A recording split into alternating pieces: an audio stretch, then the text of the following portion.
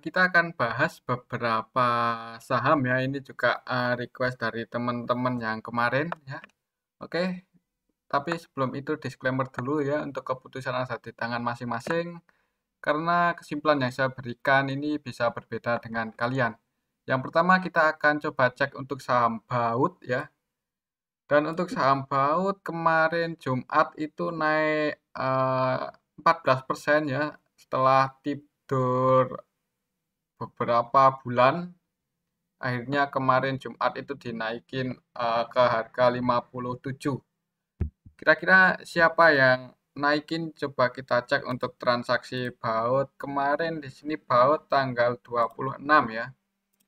Tanggal 26 sebenarnya untuk baut tanggal 26 itu yang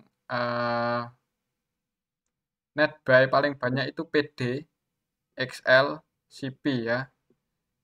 PD net buy 738 juta, kemudian XL-nya net buy 216 juta. Dan untuk baut kalau mengikuti pergerakannya dari IPO itu bandarnya YP ya. Dan untuk YP sendiri di baut hari ini net sell ya. Hari Jumat kemarin net sell 104,2 juta. Dan kalau diperhatikan di sini untuk valuasi transaksi paling besar adalah YP, jadi kemungkinan yang menaikkan baut ini YP ikut andil lah dalam menaikkan baut kemarin Jumat. Dan saya agak yakin kalau yang naikin itu ya YP ini. YP naikin tapi sambil jualan ya, jadi dia naikin beli 5,1 M tapi dia jualan 5,2, berarti si YP itu paling masih punya barang di saham baut ya, tapi berapa jumlahnya ya saya juga nggak tahu. Tapi kalau diperhatikan di sini yang selain yang net buy, maksudnya yang ngikutin naiknya baut, yang berharap baut bisa naik lebih tinggi lagi, itu ada PD, XL, CP, dan ini kayaknya retail ya. Kalau kita coba cek baut dari awal IPO dari tanggal 28 Januari 28 Januari. Oke, 28. Nah kan YP net sell, jadi bandarnya net sell jualan 73,6 M. Kalau dilihat di sini untuk valuasi transaksinya sangat kelihatan sekali ya kalau YP untuk valuasi transaksinya dari awal IPO sampai kemarin Jumat itu 2 triliun lebih. 2 triliun lebih 23 M, tapi net sell selain YP ada MG yang valuasinya paling besar juga. MG-nya 555 M dan juga net sell 9,7 M. Jadi ya bandarnya si YP ini untuk baut. Dan yang nyangkut di saham baut itu ada CC, XI, NI, PD. Nah, ini kayaknya retail semua ya. Cuman nggak tahu juga kalau ada bandar yang nyangkut.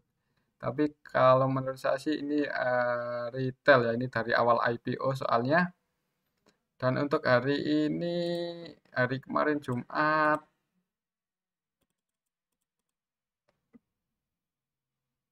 XI, XCC, NI, PD dari ketiganya ini yang melakukan yang nyangkut di atas itu XI-nya mana?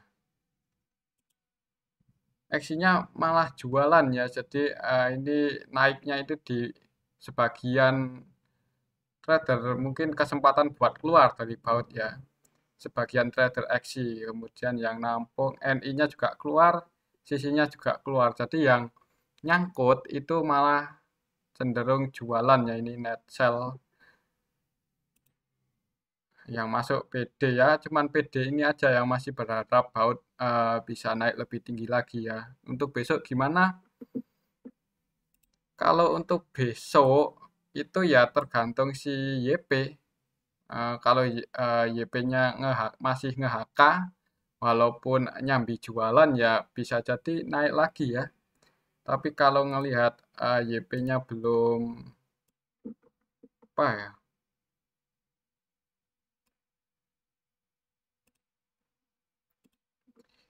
yang melihat harganya masih di bawah-bawah sini itu agak kalau mau melakukan hold itu mending ya agak mikir-mikir juga sih kalau saya.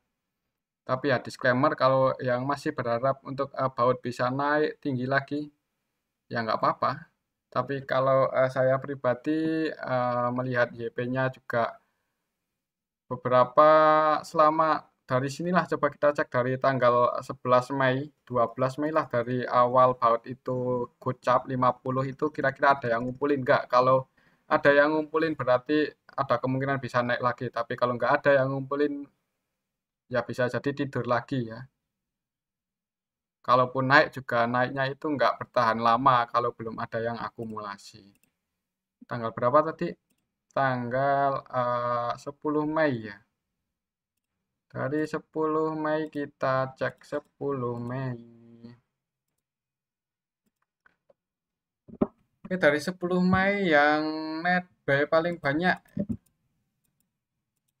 PDXI, SQKK dan kalau dilihat di sini untuk net valuasinya belum ada yang akumulasi untuk baut ya. Jadi kemungkinan untuk naik walau naiknya itu nggak bertahan lama ya kecuali ada bandar yang langsung melakukan akumulasi. Tapi kalau dipikir-pikir selama baut itu berada di harga 50 belum ada yang akumulasi itu ya yang ngapain juga ada bandar yang mau melakukan akumulasi di atas harga 50. Kalau melakukan akumulasi kan mending di harga 50-nya ini kan murah. Jadi seperti itu ya. Kayaknya naiknya nggak bertahan lama ya untuk baut.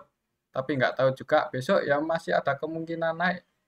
Kalau YP-nya NHK walaupun sambil jualan tapi kalau di awal-awal dia naikin dulu lah nanti mancing-mancing retail atau broker lain buat masuk biasanya YP sambil jualan ya kalau seperti itu ya skenario seperti itu kalau saya pribadi nggak berani ya untuk masuk di baut tapi tetap disclaimer siapa tahu baut bisa naik kan kita juga nggak tahu apa yang mau dibuat bandar. Oke itu untuk saham baut selanjutnya kita cek saham Rafi. Dan untuk saham Rafi hari ini turun turun konsolidasi ya turun ke harga 214. ARB sih belum, kemarin Jumat ding bukan hari ini.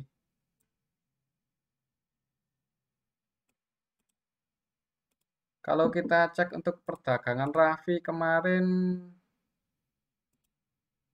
Rafi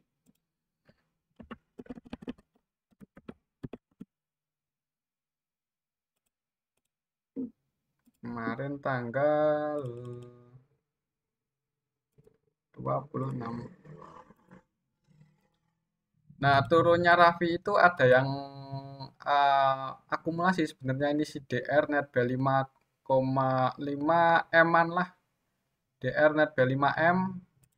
Kemudian yang jualan ada IN ya, INEP. Kalau kita cek dari awal IPO 5 Agustus kira-kira tadi yang akumulasi kan DR. Kalau dari 5 Agustus DR-nya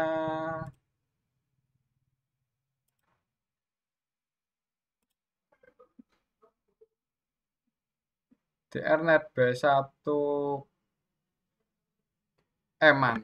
Yang net paling banyak masih CPAO. Average-nya di 207, 210. Dan hari ini DR average-nya 207 ya.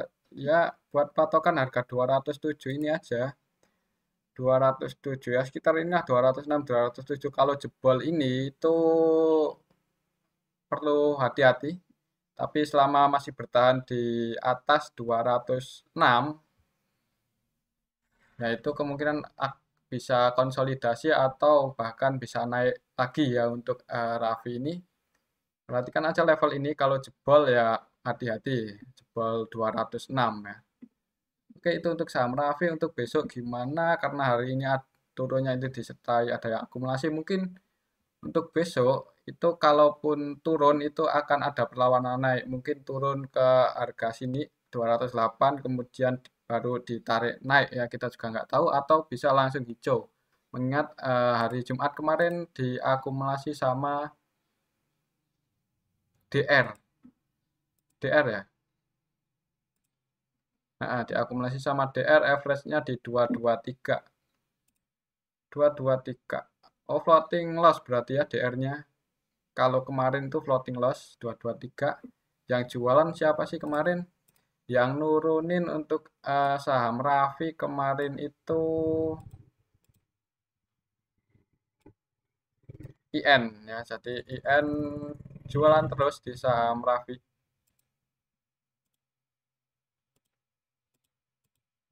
Net sell ya, IN lah yang jualan. Jadi kemungkinan untuk Raffi lihat aja besok ya. Kalaupun turun harusnya DR naikin ya. Perhatikan aja level ini 206. Kalau jebol itu perlu hati-hati. Itu untuk saham Raffi. Selanjutnya kita cek saham Karya. Untuk saham Karya turun ARB ya. Setelah sebelumnya itu naik mendekati resisten kemudian di bawah turun sesuai dengan ya prediksi kita kemarinnya itu ya. Karena taking profit mungkin yang udah floating profit, taking profit di atas ini belum sempat nyentuh resisten kurang dikit langsung di bawah turun ARB. Kemungkinan kalau hari kemarin Jumat ARB ya Senin kalau nggak ada yang nampung ya ARB lagi.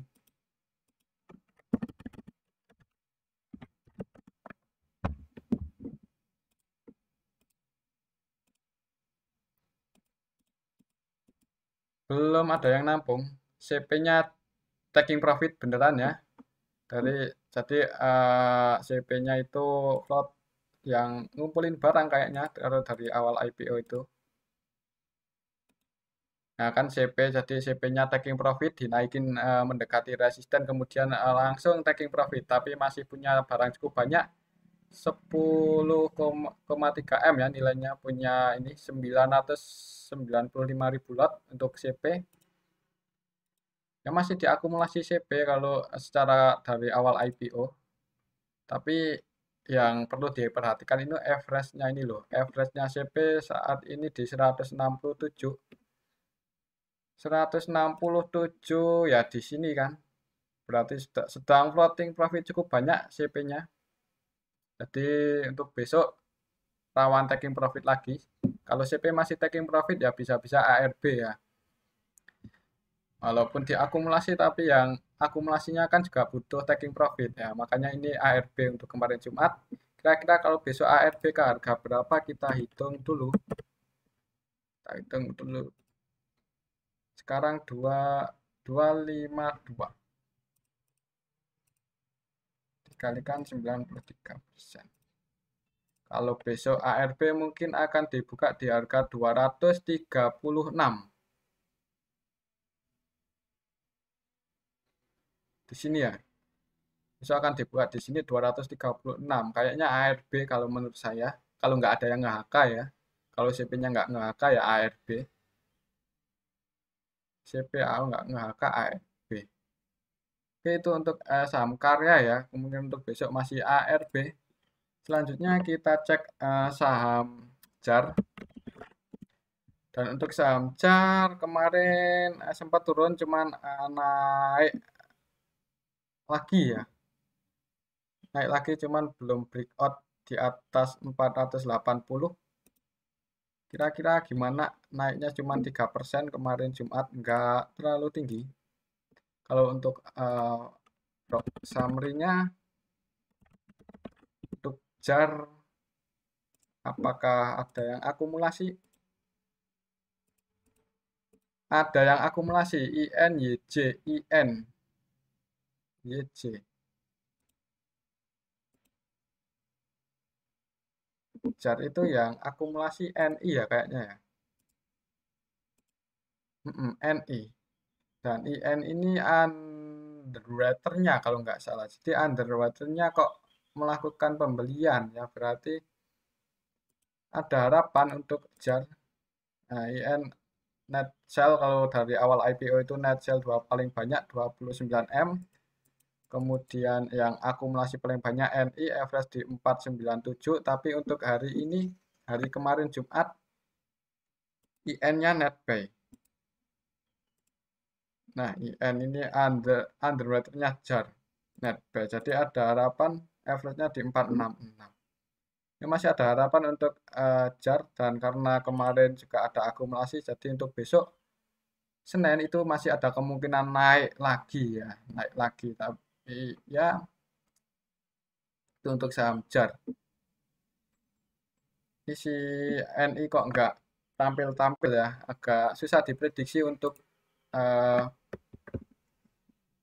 untuk broker NI ya. Kalau melakukan goreng-goreng itu saya kurang bisa mengikuti maunya gimana. Beda kayak MG atau yang lainnya. Oke, selanjutnya kita cek saham Goto.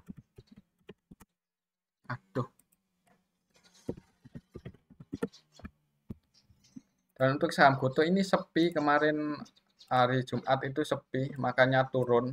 Jadi turunnya itu bukan ya karena sepi itu. Terus kayaknya juga ada yang distribusi ya. Kira-kira siapa yang jualan untuk Goto?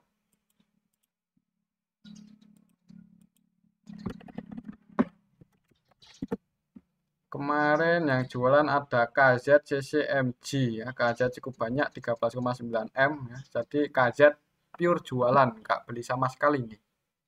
Valuasinya 13,926, net sell-nya juga 13,926. Jadi KZ langsung jualan.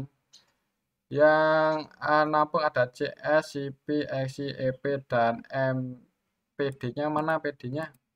PD-nya net buy kecil 153,9 juta ya. Jadi kalau walaupun di sini untuk valuasi transaksi PD itu paling besar, itu kayaknya PD kemarin mau naikin nggak jadi ya. Kemarin udah beli 9,7 M, terus kok ada KZ, MJ, CC itu jualan, jadi mikir lagi untuk Goto, makanya juga sambil ikut jualan ya mungkin. Terus harganya turun lebih murah lagi, di harga berapa kalau sekarang 318 ya. Dan perhatikan aja level ini 308 ya, support terdekatnya. Kalau ada kemungkinan untuk Goto turun area sini kemudian naik ya, ada kemungkinan seperti itu selama dia belum breakdown di bawah 308 dan PD-nya juga belum jualan. Untuk saham Goto masih ada harapan, mengingat dari awal IPO sampai sekarang pun untuk Goto ini ada yang akumulasi ya, diakumulasi sama PD dan YU kalau nggak salah.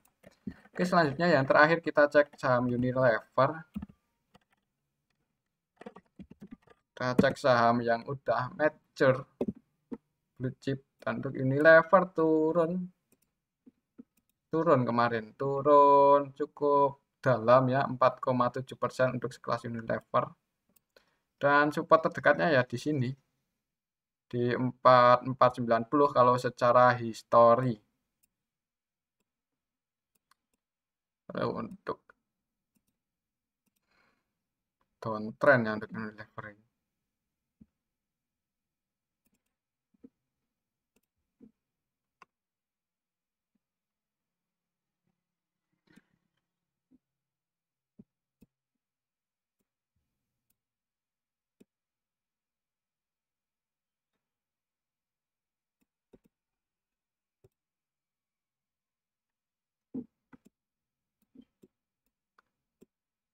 Oke, untuk saham Unilever harganya udah di dekat-dekat support ya, ini di area support. Jadi kalau harusnya sih kalau ada yang jaga harga mantul ya untuk besok itu, walaupun turun ada perlawanan atau paling enggak dia enggak jebol ini, enggak jebol 4.500 untuk saham Unilever. Kalau kita lihat broker summary-nya untuk Unilever kemarin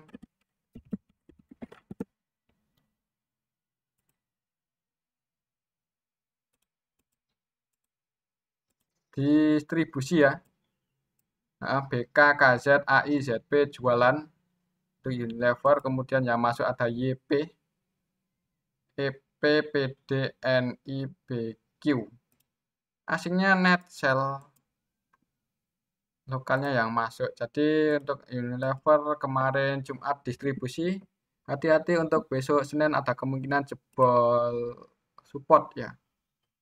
Kalau jebol 4.500 ya hati-hati aja untuk Unilever. Tapi kalau emang harganya mau dijaga harusnya naik ya. Kalau kita cek saham Unilever dari awal breakout resist ya, mungkin kita cek dari tanggal 11 Mei sampai kemarin Jumat apakah ada yang akumulasi. Kita cek.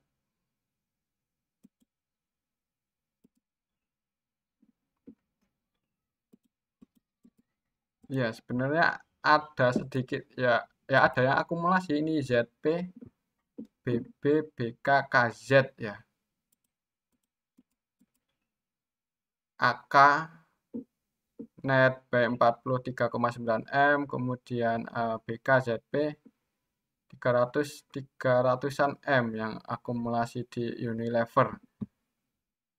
Jadi ada yang akumulasi sebenarnya untuk Unilever ini. Yang jualan ada